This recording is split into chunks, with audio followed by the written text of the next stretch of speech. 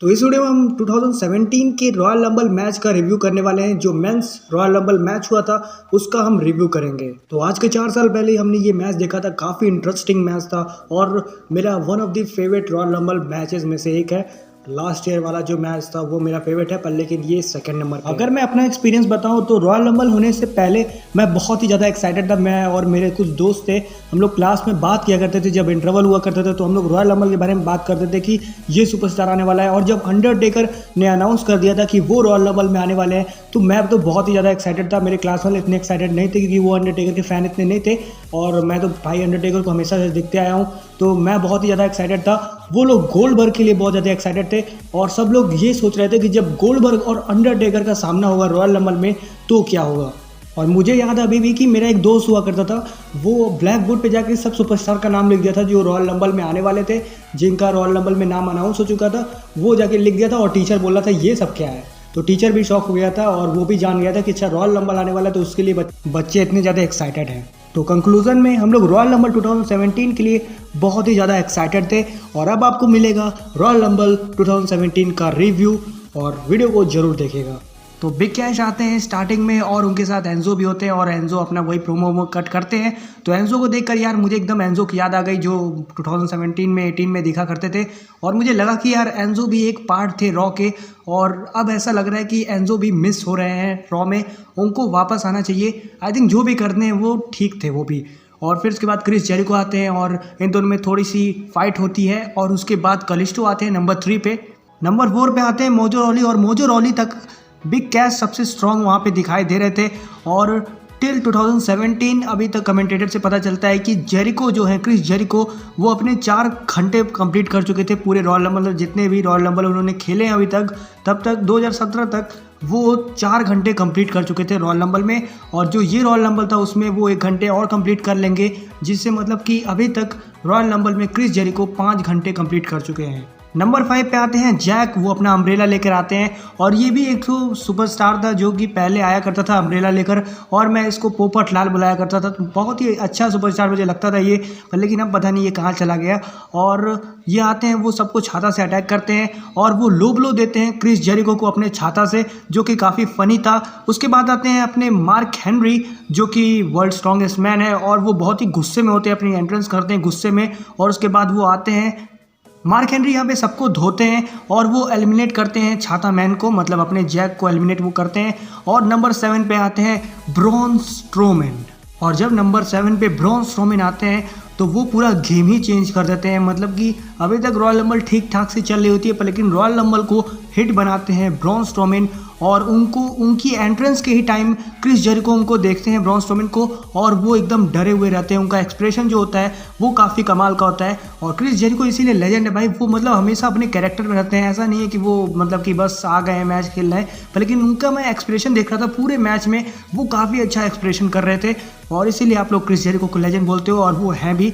और उसके बाद ब्रॉन स्ट्रोमैन डिस्ट्रक्शन में जाते हैं। सबसे पहले वो मोजो रॉली को एलिमिनेट करते हैं, और उसके बाद बिग कैश को वो बिग कैश वहाँ पे बूट मारते हैं, पर लेकिन ब्रॉन स्ट्रोमैन बिग कैश को भी एलिमिनेट करते हैं, कलिस्टो को एलिमिनेट करते हैं। और अब उनके सामने होते हैं मार्क हेनरी। और जब ब्रॉन स्ट्रोमैन और मार्क हेनरी भिड़े, वहाँ पे कुछ नहीं हुआ, ब्रॉन स्ट्रोमैन ने एलिमिनेट कर दिया मार्क हेनरी को। और ब्रॉन स्ट्रोमैन अब यहाँ से बहुत ही तेज तरीके से सबको डिस्ट्रॉय करते हैं। नंबर 8 पे आते हैं सैमी ज़ेन, जो कि एक अच्छी फाइट देते हैं ब्रॉन स्ट्रोमैन से। वो मतलब कि डरते नहीं है, वो फाइट करते रहते हैं कुछ भी हो। हालांकि सैमी ज़ेन ने काफ़ी कोशिश की, पर लेकिन ब्रॉन स्ट्रोमैन को वो रोक नहीं पाए। नंबर 9 पर आते हैं बिग शो, और बिग शो इस मूवमेंट पर उनका जो अपीयरेंस था 2000 मतलब कि 17 में जो रॉयल रंबल था उसमें उनका 12th अपीयरेंस था। और मुझे उस मोमेंट पे लगा कि शायद ये बंदा एलिमिनेट कर सकता है ब्रॉन स्ट्रोमैन को, पर लेकिन नहीं, Braun Strowman versus big show का मैच होता है और वहाँ पे ब्रॉन स्ट्रोमैन एलिमिनेट करते हैं। हालांकि प्रयास बहुत किया बिग शो ने, पर लेकिन वो फेल हो जाते हैं। बिग शो ने चोक स्लैम लगाए और पर लेकिन वो फेल हो गए ब्रॉन स्ट्रोमैन को एलिमिनेट करने में। और ब्रॉन स्ट्रोमैन इस टाइम पे बहुत ही ज़्यादा डिस्ट्रक्शन मचाते जा रहे थे। हालांकि मैं क्रिस जेरिको की बात करूं तो वो मैच में कभी रिंग के अंदर आ रहे थे, कभी रिंग के बाहर जा रहे थे। क्रिस जेरिको ऐसे ही कर रहे थे, जब उनको लग रहा था कि अब खतरा है तो वो रिंग के बाहर चले जा रहे थे नीचे से, और जब उनको लगता था कि हाँ अब मैं सेफ हूँ तो वो रिंग के अंदर आ जाते थे। और जिस मोमेंट पे ब्रॉन स्ट्रोमैन ने मार्क हेनरी और बिग शो को एलिमिनेट कर दिया था, उस टाइम पे मुझे लगा था कि भाई इस बंदे को कौन रोकेगा यार। और सच में उस टाइम में बहुत डर गया था, मुझे लगा था कि शायद यहाँ पे ब्रॉन स्ट्रोमन रॉयल रंबल जीत जाएगा। पता नहीं कैसी थिंकिंग थी, क्योंकि उस टाइम मुझे पता नहीं था कि WWE स्क्रिप्टेड होता है, तो भाई मैं तो ऐसे ही सोचूंगा ना। तो पर लेकिन उस टाइम मुझे डर गया था मैं ब्रॉन स्ट्रोमन को देख के, और मैं सोच रहा था कि भाई ब्रॉन स्ट्रोमन को कोई भी एलिमिनेट करो यार, इसको हटाओ। नंबर 10 पर आते हैं टाई डिलिंजर, जिनको बहुत ही ज़्यादा पॉप मिलता है फैन से। टाई भैया बहुत ही ज़्यादा यहाँ पे मेहनत करते हैं, बहुत ही अच्छी फाइट देने की कोशिश करते हैं ब्रॉन के साथ। तब तक सैमी ज़ैन भी आ जाते हैं और वो टाई की हेल्प करते हैं। दोनों सुप्लेक्स मारने की कोशिश करते हैं ब्रॉन स्ट्रोमन को, पर लेकिन ब्रॉन स्ट्रोमन काउंटर करते हैं और वही सुप्लेक्स लगा देते हैं टाई और सैमी ज़ैन को। नंबर 11 पे आते हैं अपने जेम्स एल्सवर्थ, और इस बंदे को देखकर मुझे लगा कि यार ये बंदा कहाँ चला गया WWE में। कम से कम ये बंदा आ जाए तो R-Truth को बहुत ही अच्छा कंपटीशन मिल जाएगा। सच में ये बंदा R-Truth को बहुत बढ़िया कंपटीशन दे सकता है, और इस बंदे को जल्दी WWE में रिटर्न करना चाहिए। और जेम्स एल्सवर्थ आते हैं और वो थोड़ा डरते हैं ब्रॉन स्ट्रोमन को देखकर, और कार्मेला वो बोलती हैं कि जाओ तुम रिंग में जाओ, पर लेकिन ब्रॉन स्ट्रोमन को देखकर जेम्स एल्सवर्थ डर जाते हैं। नंबर 12 पर आते हैं डीन एम्ब्रोज, और इस बंदे को भी देखकर मुझे लगा कि हाँ यार ये भी आना चाहिए, डीन एम्ब्रोज को वापस आना चाहिए, क्योंकि यार शील्ड जो है वो अब हमें देखने को नहीं मिलती है, और जब शील्ड नहीं आती तो थोड़ा अगर शील्ड आ जाए तो और भी मज़ा आए। डीन एम्ब्रोज आते हैं और वो जेम्स एल्सवर्थ को कहते हैं कि भाई तुम चलो मेरे साथ, मैं तुम्हारे साथ हूँ, लेट्स गो। और डीन एम्ब्रोज और जेम्स एल्सवर्थ दोनों एक साथ जाते हैं, पर लेकिन डीन एम्ब्रोज रुक जाते हैं और जेम्स एल्सवर्थ चले जाते हैं रॉयल रंबल कर रहा हूँ, रिंग के अंदर चले जाते हैं, और ब्रॉन स्ट्रोमन वहाँ पे धो देते हैं जेम्स एल्सवर्थ को, और जेम्स एल्सवर्थ को भी वो एलिमिनेट कर देते हैं। तो यहाँ पे ब्रॉन स्ट्रोमन अनस्टॉपेबल हो गए थे, कोई उनको रोक नहीं पा रहा था। और उसके बाद डीन एम्ब्रोज आते हैं, थोड़ी फाइट करने की कोशिश करते हैं, और यहाँ पे सब सुपरस्टार मिलकर ब्रॉन स्ट्रोमन को टारगेट बनाते हैं और वो एलिमिनेट करने की कोशिश करते हैं ब्रॉन स्ट्रोमन को, क्योंकि वो जानते हैं कि ब्रॉन स्ट्रोमन को एलिमिनेट करना बहुत ही जरूरी है। अगर वो ब्रॉन स्ट्रोमन को एलिमिनेट नहीं किए तो ये बंदा नहीं रुकने वाला। पर लेकिन ब्रॉन स्ट्रोमन को रोकना बहुत मुश्किल था, ब्रॉन स्ट्रोमन सबको धोते जा रहे थे। और उसके बाद नंबर 13 पर आते हैं बैरन कॉर्बिन, और जब बैरन कॉर्बिन आते हैं तो मुझे लगा यार ये बैरन कॉर्बिन कहाँ चला गया है। आपका जो बैरन कॉर्बिन है वो बिल्कुल ही अलग है इस वाले बैरन कॉर्बिन से। बैरन कॉर्बिन आते हैं और चारों लोग मिलकर ब्रॉन स्ट्रोमन पर अटैक करने की कोशिश करते हैं, पर लेकिन ब्रॉन स्ट्रोमन तो भाई और खतरनाक आदमी। ब्रॉन स्ट्रोमन ने चारों लोगों को फेंका और फिर उसके बाद दिलिंजर भैया को एलिमिनेट कर दिया, और उसके बाद फैंस बू करते हैं ब्रॉन स्ट्रोमन को, और फिर उसके बाद सब मिलकर फिर से ब्रॉन स्ट्रोमन के ऊपर अटैक करते हैं, और उस बीच बैरन कॉर्बिन एलिमिनेट कर देते हैं ब्रॉन स्ट्रोमन को, और काफ़ी अच्छा पॉप मिलता है बैरन कॉर्बिन को, जो कि उस टाइम मुझे याद है जब ब्रॉन स्ट्रोमन एलिमिनेट होते हैं मैं बहुत ही खुश हुआ था यार ये चीज़ देखकर। पर उस टाइम तो मैं बच्चा था, उतना कुछ जानता नहीं था WWE के बारे में, पर लेकिन अब मुझे समझ में आता है कि ब्रॉन स्ट्रोमन का जो वो एक्टिविटी था, जो वो एलिमिनेशन था, इतने लोगों को उन्होंने एलिमिनेट किया था, उस चीज़ ने ब्रॉन स्ट्रोमन को बहुत ही बढ़िया बनाया था, और ब्रॉन स्ट्रोमन ने उस रॉयल रंबल को हिट बना दिया था स्टार्टिंग में। फैंस अगर वो चीज़ देखे होंगे तो वो बोर नहीं हुए होंगे। अब ब्रॉन स्ट्रोमन के एलिमिनेट होने के बाद थोड़ा रॉयल रंबल बोरिंग हो चुका था, और जैसा कि मैंने बोला कि ब्रॉन स्ट्रोमन ने मैच को बहुत ही अच्छे से संभाला था। ब्रॉन स्ट्रोमन की वजह से मैच थोड़ा एंटरटेनिंग बन गया था, लेकिन ब्रॉन स्ट्रोमन के एलिमिनेशन के बाद, ब्रॉन स्ट्रोमन के जाने के बाद मैच थोड़ा बोरिंग हो गया था। कोफी किंगस्टन आते हैं नंबर 14 पे, नंबर 15 पे आते हैं मिज, और मिज वर्सेस एम्ब्रोज थोड़ा देखने को मिलता है। आप लोगों को पता होगा कि उस टाइम फ्यूड भी चल रही थी मिज और एम्ब्रोज की, और फिर उसके बाद एक D6 देखने को मिलता है बैरन कॉर्बिन का। ब्रॉन स्ट्रोमन को एलिमिनेट करने के बाद बैरन कॉर्बिन काफ़ी कॉन्फिडेंट थे, और उसी बीच बैरन कॉर्बिन ने एक मूव लगाया और कोफी किंगस्टन टॉप रोप पे थे, और वहाँ से एक बॉच कर गए कोफी किंगस्टन, या फिर क्या हुआ वो समझ में नहीं आया, पर लेकिन मुझे लगता है वो बॉच था, और काफ़ी चोट लगी थी वहाँ पे कोफी किंगस्टन को, काफ़ी तेज चोट लगी थी, पर लेकिन कोफी किंगस्टन ने फिर भी मैच को रेसल किया, जो कि काफ़ी बड़ी बात है। मतलब आपको समझ में आना चाहिए कि ये जो WWE सुपरस्टार्स हैं वो कितने उनको चोट लगती है, फिर भी वो मैच को कंटिन्यू करते हैं। पर लेकिन फिर भी लोग WWE को फेक बोलते हैं, वो ये नहीं देखते कि WWE में सुपरस्टार जो हैं उनको कितनी चोटें लगती हैं, वो जान की बाजी लगा देते हैं। नंबर 16 पे आते हैं शेमस, और शेमस आते हैं वो 2012 के विनर रहे होते हैं, और शेमस आते हैं सबको धोते हैं। उसके बाद आते हैं नंबर 17 पर बिगी, जो कि मिस को आके धोने लगते हैं, और बिगी अपने वही कमर उमर हिलाते रहते हैं। नंबर 18 पर आते हैं रूसेव, और उस टाइम का रूसेव भाई कुछ और था, ऐसा नहीं कि इस टाइम का रूसेव है, रूसेव भी आके अपना कमाल दिखाते हैं। नंबर 19 पर आते हैं सीजारो यहाँ पे बहुत ही बढ़िया काम करते हैं। उन्होंने क्या किया, जायंट स्विंग दिया सैमी ज़ेन को, उसके बाद डीन एम्ब्रोज को, उसके बाद मिज को दिया, कोफी किंगस्टन को दिया, बिग ई को दिया, बैरन कॉर्बिन को दिया और शेमस को वो देने वाले होते हैं। फैंस वहाँ पे चिल्लाते हैं यस यस, पर लेकिन वहाँ पे जो रूसेव होते हैं वो सुपर किक लगाते हैं। तो यहाँ पे मेन बात ये थी कि सिज़ारो के अंदर कितना ज़्यादा स्ट्रेंथ है भाई, मतलब इतने सुपरस्टार को जाइंट स्विंग लगाना इतना ईजी बात नहीं है, वो भी चक्कर खाना होता है उसमें, पता नहीं कैसे सिज़ारो ये कर लेते हैं, बहुत ही बड़ी बात है। कमाल का बंदा है भाई सिज़ारो। नंबर 20 पे आते हैं जेवियर वुड और उसके बाद नंबर 21 पे आते हैं ब्रे वाइट। पूरी लाइट्स ऑफ हो जाती है और ब्रे वाइट का एंट्रेंस देखने को मिलता है जो कि काफ़ी अच्छा होता है। ब्रे वाइट आते हैं और वो यूनानी लगाते हैं, मिस को डिस्ट्रक्शन मचा के रख देते हैं ब्रे वाइट। और उसके बाद नंबर 22 पे आते हैं अपोलो क्रूज और मिस को यहाँ पे उन्होंने धोया अपोलो क्रूज ने। न्यू डे को यहाँ पे एलिमिनेट करते हैं द बार को और उसके बाद सेलिब्रेशन कर रहे होते हैं बार, और वहाँ पर शेमस सोचते हैं सिज़ारो को धोखा देने की और वो धोखा देने जाते ही हैं तब तक वहाँ पर क्रिस जेरिको द बार को एलिमिनेट कर देते हैं। मतलब शेमस सिज़ारो वहाँ पे एलिमिनेट हो चुके होते हैं और उसके बाद शेमस गुस्से में देख रहे होते हैं सिज़ारो को और सिज़ारो गुस्से में देख रहे होते हैं शेमस को। और उसके बाद सिज़ारो बोलते हैं शेमस को, देखो वत्स यही संसार का नियम है, जो आता है वो एक बार जाता जरूर है। उसके बाद नंबर 23 पे आते हैं रैंडी ऑर्टन। ब्रे वाइट खुश हो जाते हैं देखकर रैंडी ऑर्टन को और उसके बाद रैंडी ऑर्टन आते हैं और वो आर्क्यू लगाते हैं किंग कॉर्बिन को, बैरन कॉर्बिन को, और वो फिर आर्क्यू लगाते हैं रूसेव को, सैमी ज़ेन को, और एकदम मतलब भाई आते ही आर्क्यू की बारिश कर दिया यहाँ पे रैंडी ऑर्टन ने। विंटेज ऑर्टन, ये तो बात है रैंडी ऑर्टन में, जब भी वो आते हैं मतलब कि मैच को एक्साइटिंग बना देते हैं रैंडी ऑर्टन। और फिर उसके बाद यहाँ पे ब्रे वाइट बहुत ही ज़्यादा खुश हो जाते हैं रैंडी ऑर्टन को देखकर और रैंडी ऑर्टन के आने के बाद मैच इंटरेस्टिंग हो चुका था। उसके बाद नंबर 24 पर आते हैं डॉल्फ जिगलर, जो कि आते ही सुपर किक लगाते हैं ब्रे वाइट को, रूसेव को और रैंडी ऑर्टन को। मिज और अपोलो क्रूज को भी सुपर किक लगाया, मतलब यहाँ पे डॉल्फ जिगलर ने भी सुपर किक की बारिश कर दिया था और फैंस फिर से चैंट करने लगे थे गोल्डबर्ग गोल्डबर्ग। तो यहाँ से अब रॉयल रंबल थोड़ा इंटरेस्टिंग बनने लगा था और यहाँ पे अपना वो पेस पकड़ रहा था, काफ़ी इंटरेस्टिंग हो रहा था जब से Randy Orton Dolph Ziggler superstar आ रहे थे। और नंबर 25 पर आते हैं ल्यूक हार्पर और ल्यूक हार्पर आते ही अपोलो क्रूज को एलिमिनेट करते हैं। उसके बाद हार्पर वर्सेस रैंडी होने वाला होता है। ब्रे वाइट वहाँ पे स्टॉप करने की कोशिश करते हैं पर लेकिन ब्रे वाइट के ऊपर ही हार्पर टर्न हो जाते हैं और हार्पर अटैक कर देते हैं ब्रे वाइट और रैंडी ऑर्टन को। उसके बाद हार्पर वहाँ पर सिस्टर एबिगेल लगाने वाले होते हैं ब्रे वाइट पर लेकिन ब्रे वाइट को बचा लेते हैं रैंडी ऑर्टन जब वो आरक्यू लगाते हैं हार्पर के ऊपर।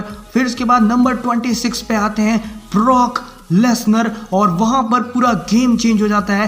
रॉयल रंबल मतलब सुपर हिट बन जाता है क्योंकि ब्रॉक लेसनर आ चुके होते हैं और ब्रॉक लेसनर की एंट्रेंस भी काफ़ी कमाल की होती है। ब्रॉक लेसनर आते ही मतलब मैं आपने बताऊं, मैं उस टाइम ब्रॉक लेसनर को काफ़ी अंडर एस्टिमेट किया था। मैं सोचा था अरे ब्रॉक लेसनर ही तो है जो कि गोल्डबर्ग से 1 मिनट में हार गया था, वो क्या कर लेगा। पर लेकिन भाई ब्रॉक लेसनर ने जो धोया ना, मतलब भाई वॉट लगा दी सबकी। अरे मतलब ऐसे कौन मारता है यार, ब्रॉक लेसनर ने जिस हिसाब से धोया ना सबको, भाई कमाल का, मज़ा आ गया। मतलब आते ही एम्ब्रोज को एलिमिनेट किया, डॉल्फ जिगलर को एलिमिनेट किया, सुप्लेक्स दिया रूसेव को, जेरिको को, कॉर्बिन को, F5 दिया मिज को। रैंडी ऑर्टन आरक्यू का ट्राई करते हैं पर लेकिन रैंडी ऑर्टन को भी आते ही आरक्यू नहीं दिया, F5 दिया जो कि काफ़ी इंटरेस्टिंग था। मतलब रैंडी ऑर्टन में सबसे ज़्यादा मुझे हंसी आ रही थी, रैंडी ऑर्टन मतलब कितने छुप कर आए थे आरक्यू देने पर लेकिन तुरंत F5। और जब मैंने इस ब्रॉक लेसनर को देखा था उस टाइम 2017 में, मैंने सोचा कि भाई अब इस ब्रॉक लेसनर को कौन रोकेगा। दिमाग में अंडरटेकर और गोल्डबर्ग चल रहे थे, मुझे लगा ये बंदे ही रोक सकते हैं और किसी की बस की बात नहीं है। अब इन्हीं दोनों को आना पड़ेगा इस बंदे को रोकने के लिए क्योंकि ब्रॉक लेसनर जो तबाही मचा रहे थे ना वो बहुत ही कंट्रोलेबल नहीं था। उसके बाद जो अपने कमेंटेटर वो तो पागल हो ही गए थे बेचारे, वो इतनी खुशी मना रहे थे पूछो मत। नंबर 27 पे आते हैं एंजो और मेरा दोस्त देखकर खूब हंसने लगा। वो मतलब ब्रॉक लेसनर की तारीफ तो कर रहा था और जब ये चीज़ देखा ना वो बहुत ही हंसा, इतना हंसा कि पूछो मत। और एंजो यहाँ पे एक्टिंग ही ऐसी कर रहे थे कि कोई भी देखकर हंसेगा।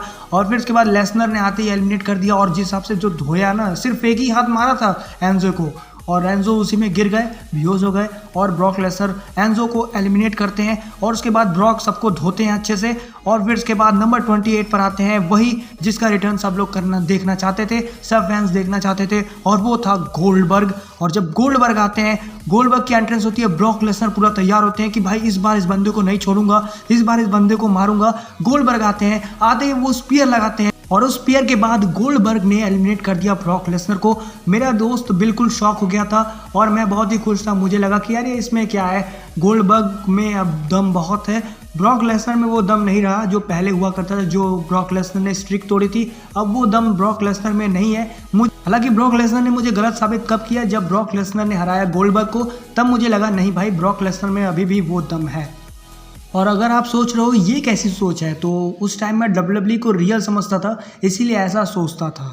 ब्रॉक लेसनर को एलिमिनेट करने के बाद गोल्डबर्ग सबको धोते हैं, उसके बाद वो डबल स्पीयर लगाते हैं ब्रे वाइट और रैंडी ऑर्टन पर, और उसके बाद गोल्डबर्ग मतलब कि सबको सुप्लेक्स लगाते हैं, ये लगाते हैं। ब्रॉक लेसनर का एक्सप्रेशन बहुत ही ज़बरदस्त था जब वो एलिमिनेट हुए थे गोल्डबर्ग द्वारा, मतलब वो ऐसे देख रहे थे कि यार इस बंदे ने मुझे फिर एलिमिनेट कर दिया, मैं इतनी मेहनत करके आया था पर लेकिन इसने मुझे फिर एलिमिनेट कर दिया। और वो एक्सप्रेशन बहुत ही मस्त था यार, मतलब वो एक्सप्रेशन देखकर ऐसा लगता ही नहीं है कि वो सब स्क्रिप्टेड है। मतलब कभी भी मुझे उस टाइम अगर कोई बोलता था ना कि WWE स्क्रिप्टेड है, मैं मानता ही नहीं था। मैं कहता भाई ऐसे एक्सप्रेशन ये लोग बनाते हैं, ऐसा देखकर लगता ही नहीं कि ये लोग मतलब स्क्रिप्टिंग करते हैं, ऐसा पहले से प्लान होता है, ऐसा लगता ही नहीं है। And now number 29, the Phenom, the man who won in 2007।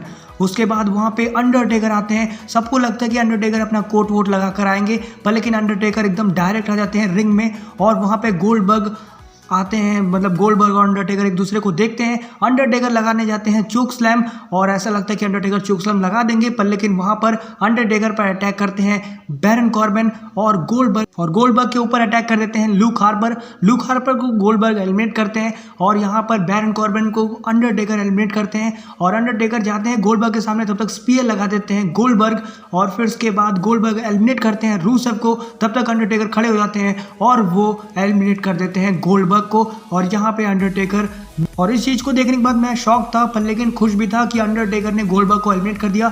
मुझे नहीं लगा था ऐसा कुछ होने वाला, मुझे लगा था यहाँ पे गोल्डबर्ग एलिमिनेट कर देंगे क्योंकि उन्होंने स्पीयर लगाया, पर लेकिन अंडरटेकर ने स्पीयर के बाद तुरंत खड़े हुए और वो एलिमिनेट कर दिए। उसके बाद अंडरटेकर पे मिज और सेमी ज़ेन अटैक करते हैं, पर लेकिन अंडरटेकर दोनों को चोक स्लैम लगाते हैं, और अंडरटेकर यहाँ पर बहुत ही ज़्यादा खतरनाक मूड में थे। मतलब अंडरटेकर का जो परफॉर्मेंस था रॉयल रंबल में, वैसा मैंने नहीं सोचा था। मुझे लगा था कि शायद अंडरटेकर इतने खतरनाक नहीं रहेंगे, अंडरटेकर 2-3 मिनट के लिए आएंगे, पर लेकिन ऐसा नहीं था। अंडरटेकर ने 5-6-7 मिनट तक शायद रॉयल रंबल में थे वो, और काफ़ी अच्छा परफॉर्मेंस था उनका। जितने भी देर तक वो थे मैच को उन्होंने काफ़ी ज़्यादा सुपर हिट किया था।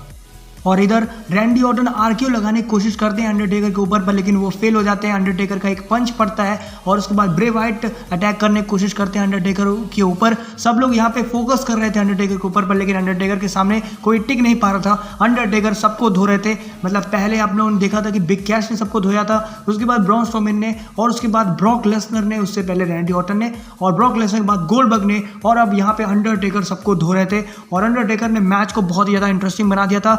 नंबर 30 का वेट होता है, नंबर 30 पे कौन आने वाला था ये सबका इंतजार था। नंबर 30 आते हैं रोमन रेंस, जो कि देखकर मैं भी गुस्सा हो गया था। मेरा दोस्त बहुत खुश हो रहा था क्योंकि वो रोमन रेंस का फैन था, मैं भी रोमन रेंस का फैन था, बल्कि मैं नहीं चाहता था कि नंबर 30 पे रोमन रेंस आए।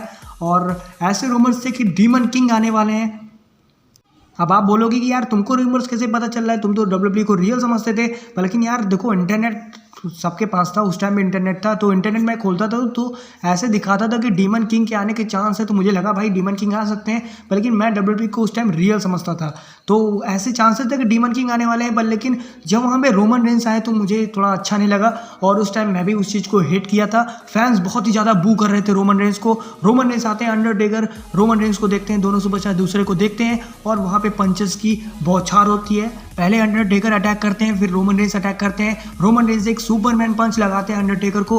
फैंस बहुत ही तगड़ा बू कर रहे थे रोमन रेंस को, जैसे लग रहा है फैंस देखना ही नहीं चाहते वो उस चीज़ को, और बहुत ही ज़्यादा मतलब कि मैंने सुना था बहुत ही ज़्यादा लोग उस चीज़ को हेट करते हैं अभी भी, और फैंस बहुत ज़्यादा बू कर रहे थे रोमन रेंस को। पर लेकिन अंडरटेकर वहाँ पे एक चोक स्लैम लगाते हैं जो कि फैंस को अच्छा लगता है, और फिर उसके बाद अंडरटेकर सबको फिर से अटैक करने की कोशिश करते हैं। अंडरटेकर थोड़ा डोमिनेट करते हैं, उसके बाद रोमन रेंस को वो एलिमिनेट करने जाते हैं, पर लेकिन रोमन रेंस एलिमिनेट नहीं होते हैं, वो रोप्स के सहारे से वो वापस आ जाते हैं, जिस चीज़ का ध्यान अंडरटेकर नहीं देखते हैं। अंडरटेकर वहाँ पे गलती करते हैं, वो देखते नहीं है कि रोमन रेंस एलिमिनेट हुए हैं, और उसके बाद वो क्रिस जेरिको को चोक स्लैम लगाते हैं, और क्रिस जेरिको को वो एलिमिनेट करने वाले होते हैं। अंडरटेकर अपना वो टूम्बस्टोन के लिए रेडी होने जाते हैं, तब तक वहाँ पे एलिमिनेट हो जाते हैं रोमन रेंस के द्वारा अंडरटेकर।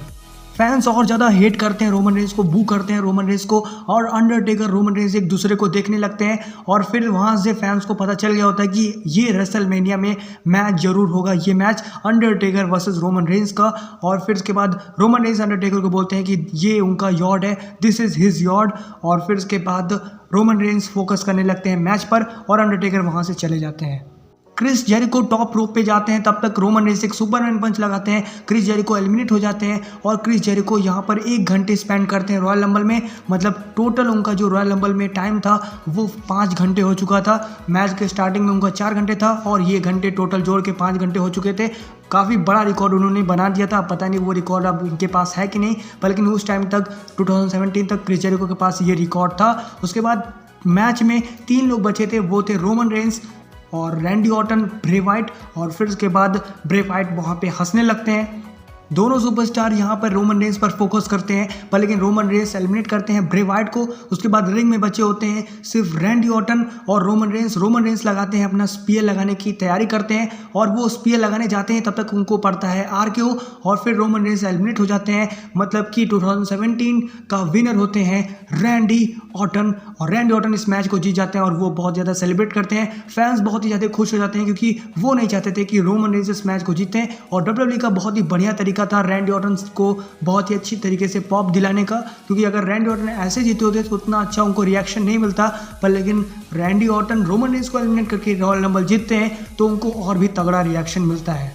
हालांकि मैं अपनी बात बताऊं, मैं बहुत ही ज़्यादा शॉक हो गया था। मुझे लगा नहीं था कि रैंडी ऑर्टन जीतेंगे। मुझे लगा था या तो गोल्डबर्ग जीतेगा या फिर ब्रॉन स्ट्रोमैन जीतेगा या फिर अंडरटेकर जीतेंगे, यही 3 बंदों में से कोई जीतेगा। पर लेकिन ऐसा लगा नहीं था क्योंकि मैं रूमर्स भी नहीं सुनता था, तो मुझे नहीं पता था कि रैंडी ऑर्टन जीत सकते हैं और रैंडी ऑर्टन जीतते हैं तो मैं बहुत ही ज़्यादा शॉक था। हालांकि मैं दुखी नहीं हुआ था उस चीज़ को देखकर क्योंकि रैंडी ऑर्टन भी डिजर्व करते हैं और मुझे उस टाइम लगा था कि रैंडी ऑर्टन अगर जीतते हैं तो कोई प्रॉब्लम नहीं होगी। बल्कि मैंने इतना सोचा नहीं था कि रैंडी ऑर्टन ही जीत जाएंगे। हालांकि पॉल हेमन ने पहले ही हिंट किया था रॉ पर लेकिन मुझे लगा नहीं था कि रैंडी ऑर्टन जीत जाएंगे। लेकिन अगर जीत गए तो उस टाइम मैं इतना चौक हुआ था, लेकिन दुखी नहीं हुआ था। उस रॉयल रंबल को देखकर मैं बहुत ही खुश हुआ था और वो रॉयल रंबल मुझे बहुत ही अच्छा लगता है। आपका क्या रिएक्शन था प्लीज़ हमें कमेंट में ज़रूर बताइए। साथ साथ वीडियो को लाइक करिए, चैनल को सब्सक्राइब करिए और बगल में बेल आइकन को जरूर प्रेस करिए। और अगर वीडियो यहाँ तक देख लियो तो यार बहुत बहुत थैंक यू, क्योंकि मुझे नहीं लगता कि यहाँ तक कोई वीडियो देख पाया होगा। और वीडियो को देखने के लिए यार बहुत बहुत थैंक यू और वीडियो को शेयर जरूर करिएगा क्योंकि इस वीडियो को बनाने में बहुत मज़ा भी तो आया था पर लेकिन बहुत मेहनत भी लगी थी, तो इसलिए बहुत बहुत थैंक यू आपको। वीडियो देखने के लिए बहुत बहुत थैंक यू।